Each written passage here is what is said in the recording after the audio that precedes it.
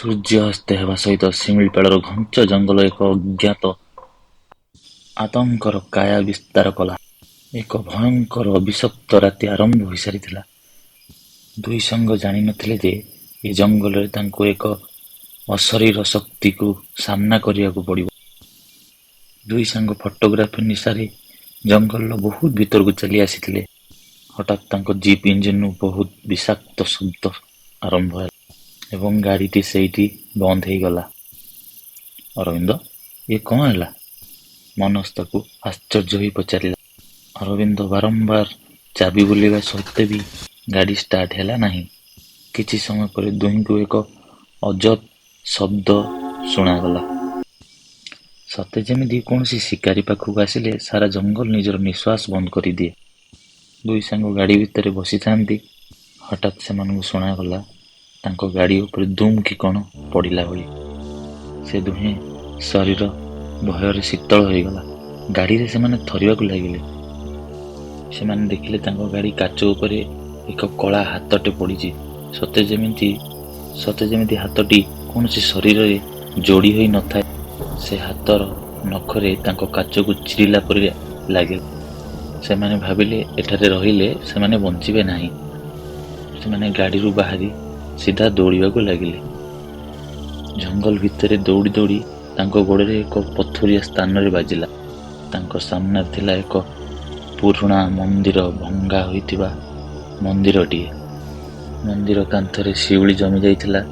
ଚାରିଆଡ଼େ ବାଦୁଡ଼ି ଭୟଙ୍କର ଶବ୍ଦ ଶୁଭୁଥିଲା। ସେମାନେ ବିକଳରେ ସେହି ମନ୍ଦିର ଗର୍ଭଗୃହର ଭିତରକୁ ପଶିଗଲେ। ମନ୍ଦିର ଭିତରେ ବହୁତ ଗୁମୁଟ ଗନ୍ଧ ଥିଲା।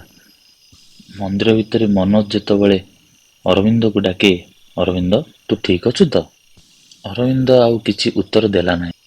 ଅରବିନ୍ଦ ମନ୍ଦିରର ଏକ କୋଣରେ କାନ୍ଥ ଆଡ଼କୁ ମୁହଁ କରି ଠିଆ ହୋଇଥିଲା। ତାର ଶରୀର ଅଜବ ଭାବରେ ଥରୁଥିଲା। ମନୋଜ ତା ପାଖକୁ ଯାଇ ତା କାନ୍ଧରେ ହାତ ରଖିଲା ବେଳକୁ ସେ ହଠାତ୍ ବୁଲି ପଡ଼ିଲା। ମନୋଜ ଅରବିନ୍ଦକୁ ଦେଖି ତା ନିଶ୍ୱାସ ଅଟକିଗଲା। ଅରବିନ୍ଦ ଆଖି ପିତୁଳା ଗାୟବ। କେବଳ ଧଳା ଅଂଶ ଲାଳ ଦେଖାଯାଉଥିଲା ତା ପାଟିରୁ। ସେ ଏକ ବିକୃତ ପୁରୁଷ ଓ ସ୍ତ୍ରୀର ମିଶ୍ରିତ ଶରୀର ପରି ଦେଖାଯାଉଥିଲା। ଅରବିନ୍ଦ ବିକୃତ ସ୍ୱରରେ କହିଲା, ଆଜି ତୁମର ରକ୍ତ ମୋର ତୃଷା ମେଣ୍ଟିବ। ସେହି ମନ୍ଦିରର ଚଟାଣରୁ ଅଦୃଶ୍ୟ ହାତଗୁଡ଼ିକ ବାହାରି ମନୋଜ ଗୋଡ଼କୁ ଟାଣିବାକୁ ଲାଗିଲା। ମନୋଜ ବୁଝିଗଲା, ଏହା ଏକ ଶକ୍ତିଶାଳୀ ପ୍ରେତ ଆତ୍ମାର କାମ। ମନ୍ଦିର ଉପରେ ଏକ ପୁରୁଣା ପିତ୍ତଳ ଘଣ୍ଟି ଝୁଲୁଥିଲା। ମନୋଜ ତାର ସମସ୍ତ ଶକ୍ତି ଲଗାଇ ଘଣ୍ଟିକୁ ବଜାଇବାକୁ ଲାଗିଲା। ଟନ୍ ଟନ୍ ଶବ୍ଦରେ ସାରା ମନ୍ଦିର ପ୍ରତିଧ୍ୱନିତ ହେଲା। ସେହି ଶବ୍ଦ ସହିତ ଅରବିନ୍ଦ ଭୂମିରେ କାନ୍ଦିବାକୁ ଓ ଛଟପଟ ହେବାକୁ ଲାଗିଲା ଏବଂ ମନୋଜ ଏପଟେ ବାରମ୍ବାର ହନୁମାନ ଚାଳିଶା ପଢ଼ିବାରେ ଲାଗିଥାଏ। ଯେତେ ଜୋରରେ ମନୋଜ ହନୁମାନ ଚାଳିଶା ପଢ଼ୁଥାଏ, ସେତେ ଜୋରରେ ପ୍ରେତ ଆତ୍ମାଙ୍କ ଚିତ୍କାର ଶୁଭୁଥିଲା।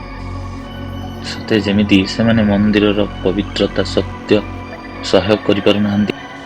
ପୁରା ରାତି ମନୋଜ ସେହି ଘଣ୍ଟି ବଜାଇ ଚାଲିଲା। ଶେଷରେ ଅଭିଶପ୍ତ ରାତି ଅନ୍ତ ହେଲା। ପୂର୍ବ ଆକାଶରୁ ଅନ୍ଧାର ଧୀରେ ଧୀରେ କଟିବାକୁ ଲାଗିଲା। ସୂର୍ଯ୍ୟର ପ୍ରଥମ କିରଣ ମନ୍ଦିର ଭିତରେ ପଡ଼ିବା ମାତ୍ରେ ସବୁକିଛି ଶାନ୍ତ ହୋଇଗଲା। ମନ୍ଦିର କାନ୍ଥରେ ରକ୍ତରେ ଲେଖା ହୋଇଥିଲା, ଫେରି ଆସିବୁ ନାହିଁ। ଅରବିନ୍ଦ ଅଚେତ ହୋଇ ତଳେ ପଡ଼ିଥାଏ। ମନୋଜ ତାକୁ ବହୁତ କଷ୍ଟରେ ଚେତାକୁ ଆଣିଲା। ସେମାନେ ଯେତେବେଳେ ସାବଧାନ ସହିତ ଗାଡ଼ି ପାଖକୁ ଫେରିଲେ, ଦେଖିଲେ ଗାଡ଼ିରେ କାଚରେ କାଳିଆ ହାତ ରକ୍ତରେ ଚିହ୍ନ ରହିଛି। ତାପରେ ସେମାନେ ଶୀଘ୍ର ସେଠାରୁ ଫେରି ଆସିଲେ। ମନେ ରଖନ୍ତୁ ସାଙ୍ଗମାନେ, ଯଦି ଆପଣ ଏକ ଜଙ୍ଗଲିଆ ରାସ୍ତା ଦେଇ ଯାଉଛନ୍ତି, ରାତ୍ରି ହେବା ପୂର୍ବରୁ ସେଠାରୁ ଫେରି ଆସନ୍ତୁ। କାହିଁକି ନା ଜଙ୍ଗଲରେ କେବଳ ଗଛପତ୍ର ସମାହାର ନୁହେଁ, ଏହା ମଧ୍ୟ କିଛି ଅସମାପ୍ତ ପ୍ରେତ ଆତ୍ମାଙ୍କ ଘର ଥାଏ।